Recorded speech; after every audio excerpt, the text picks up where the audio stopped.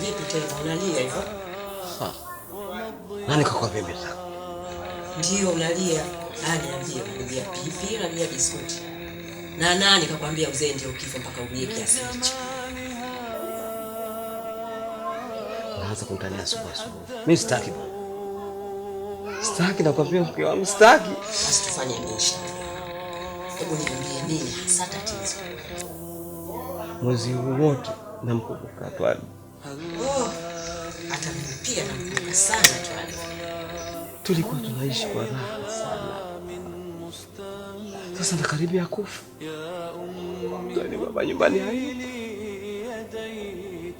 Hivi mimi namwambia nini?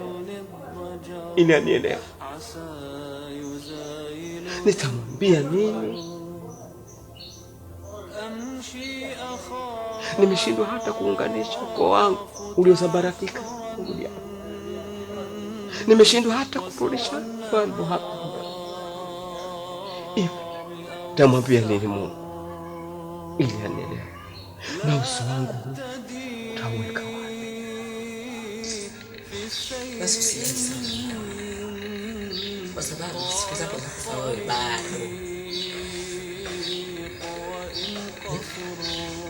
Hautakutana na Mungu. Kwa nini? Mtume wetu Muhammad sallallahu alaihi wasallam amesema peponi hawaingii wazee. Na Mungu hakutani na watu wa motoni aslan abadan.